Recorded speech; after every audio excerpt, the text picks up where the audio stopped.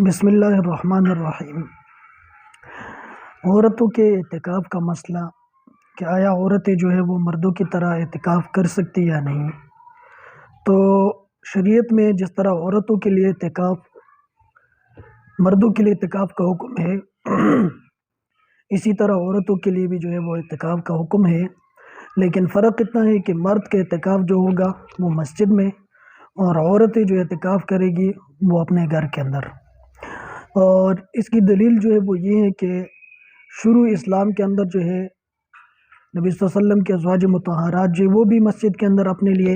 خیمے لگاتی تھی اور مسجد کے اندر اعتکاف کرتی تھی، لیکن روایات سے معلوم ہوتا ہے کہ جب مسجد میں قافلوں کا زیادہ آنا شروع ہو گیا اور لوگ زیادہ بڑھ گئے تو نبی صلی اللہ علیہ وسلم نے اسے ناپسند سمجھتے ہوئے ان کو منع فرمایا اور کہا کہ مسجد میں اعتکاف جو ہے وہ آئندہ نہیں کرنا۔ حضرت عائشہ رضی اللہ عنہ نے بیان کیا ہے کہ نبی صلی اللہ علیہ وسلم جو ہے وہ رمضان کے آخری 10 دنوں کا اعتکاف کرتے تھے تو میں ان کے لیے ایک خیمہ لگا دیتی تھی، اور آپ صلی اللہ علیہ وسلم جب صبح کی نماز پڑھ لیتے تھے تو آپ اس خیمے کے اندر چلے جاتے۔ تو پھر جب حضرت حفصہ نے دیکھا تو انہوں نے بھی مجھ سے اجازت مانگی اور کہا کہ کیا میں بھی خیمہ لگا لوں اپنے لیے، تو میں نے کہا کہ آپ بھی لگا لیں، تو انہوں نے بھی اپنا ایک خیمہ کھڑا کیا۔ تو ساتھ ہی ساتھ جب زینب بنت جحش نے دیکھا کہ انہوں نے خیمے لگائے ہیں تو انہوں نے بھی اپنا خیمہ کھڑا کر دیا۔ تو جب نبی صلی اللہ علیہ وسلم صبح اپنے خیمے سے نکلے اور دیکھا کہ بہت سارے خیمے جو ہے وہ لگے ہوئے ہیں تو آپ صلی اللہ علیہ وسلم نے فرمایا کہ یہ کیا ہے، تو نبی صلی اللہ علیہ وسلم کو خبر دی گئی تو آپ صلی اللہ علیہ وسلم نے فرمایا کہ کیا تم نے اس سے نیکی کا ارادہ کیا ہے۔ تو اس کے بعد نبی صلی اللہ علیہ وسلم نے اعتکاف کو جو ہے وہ ترک فرمایا، اور پھر جو ہے وہ شوال کے اندر آپ صلی اللہ علیہ وسلم نے جو ہے وہ 10 دن کا اعتکاف کیا قضا کے طور پر۔ تو اس حدیث سے معلوم ہوتا ہے کہ شروع رمضان کے اندر جو ہے شروع اسلام میں جو ہے وہ عورتوں کا اعتکاف بھی مسجد کے اندر ہوا کرتا تھا، لیکن جب قافلوں کا زیادہ آنا شروع ہوا اور لوگ بڑھ گئے تو نبی صلی اللہ علیہ وسلم نے ان کو منع فرمایا۔ چنانچہ اب جس طرح عورت کے لیے نماز پڑھنے کے اندر یہ حکم ہے کہ وہ گھر کے سب سے جو اندر جگہ ہے اور سب سے جو پوشیدہ جگہ ہے اس کے اندر جو ہے وہ نماز پڑھے، تو اسی طرح عورت کے لیے اعتکاف کے اندر بھی یہی حکم ہے کہ وہ جس جگہ کو انہوں نے عبادت کے لیے مختص کیا ہے، جہاں پہ جا نماز پڑھا ہوتا ہے اور اس کو ایک مسجد کا حکم دیا جاتا ہے، تو وہاں پر جو عورت اعتکاف پر بیٹھے۔ لیکن اگر عورت نے کوئی جگہ متعین نہیں کی گھر کے اندر، مسجد البیت کو متعین نہیں کیا، تو اب جو ہے وہ رمضان سے اعتکاف بیٹھنے سے پہلے ایک جگہ کو مقرر کر لے اور وہیں پہ نمازیں پڑھتے رہے اور اپنے لیے جو ہے وہ چادریں لٹکا دے اور اس کے اندر بیٹھے تاکہ ایک سوئی سے جو ہے عبادت ہو سکے، چادریں لٹکا لے۔ تو اب بات آتی ہے کہ نماز کے اندر جس طرح عورت کے لیے حکم یہ ہے کہ نبی صلی اللہ علیہ وسلم نے فرمایا تھا کہ عورت کی نماز جو ہے وہ محلے کی مسجد سے بہتر ہے کہ وہ گھر کے صحن کے اندر نماز پڑھے، پھر گھر کے صحن سے افضل یہ ہے کہ وہ گھر کے کسی کمرے میں نماز پڑھے، اور گھر کے کسی کمرے سے افضل یہ ہے کہ گھر کے کسی چھپے ہوئے کونے کے اندر جو نماز پڑھے۔ تو اسی طرح اس کے لیے اعتکاف کے اندر بھی یہی حکم ہے کہ وہ گھر کے اندر کسی جگہ پہ بیٹھ جائے اور وہیں پہ جو اپنا اعتکاف شروع کر لے۔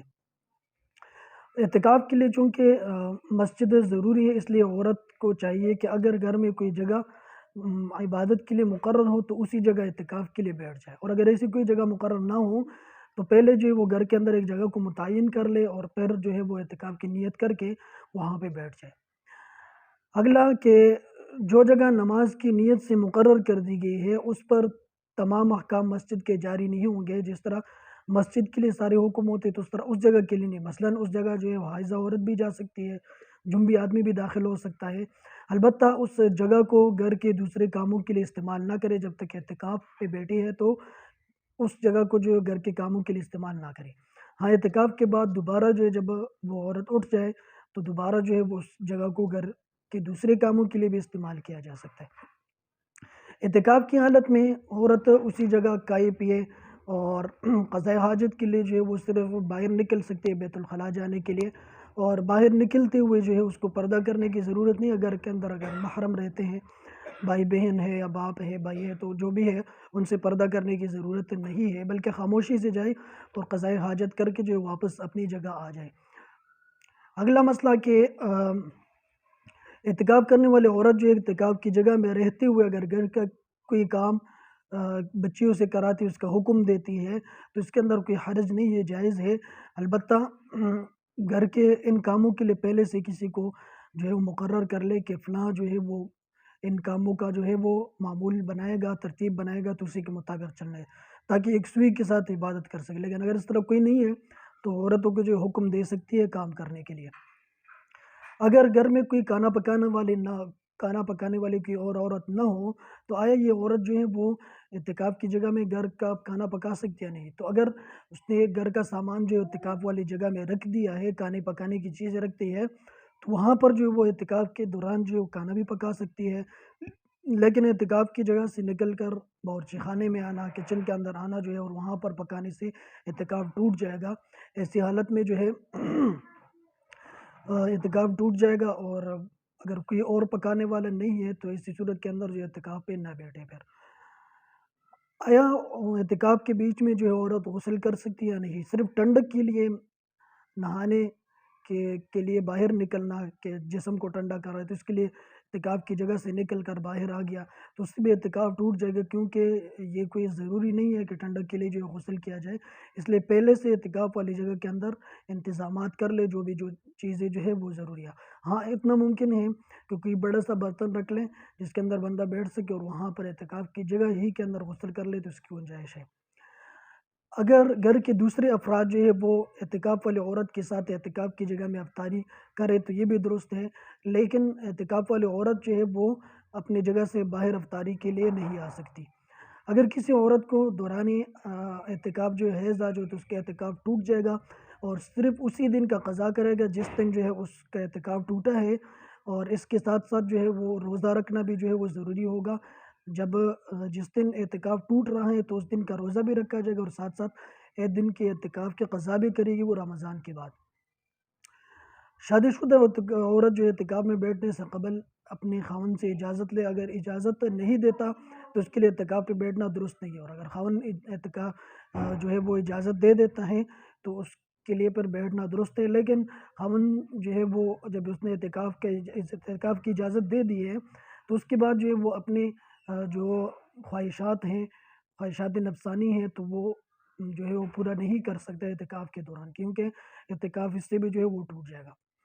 عورت سے اعتکاف کے دوران اس کے گھر والے اور دیگر جو رشتہ دار ہیں وہ ضرورت کے طور پر بوقت ضرورت ملاقات کر سکتے ہیں اور بات چیت بھی کر سکتے ہیں، لیکن اس کو باقاعدہ معمول بنانا یہ مناسب نہیں ہے، کیونکہ اس سے اعتکاف کا مقصد جو ہے فوت ہو جاتا ہے۔ اعتکاف کے دوران تیل لگانا، کنگھی کرنا، ناخن کاٹنا، کپڑے بدلنا، یہ سارے کے سارے کام جو ہے وہ درست ہیں۔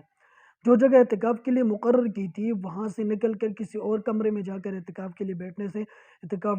ٹوٹ جائے گا، یعنی اعتکاف جو ہے وہ باقی نہیں رہے گا۔ ہاں کہ بہت ہی ایمرجنسی ہو، مثلاً چھت جو ہے وہ گر رہا ہے یا کوئی اور اس طرح کی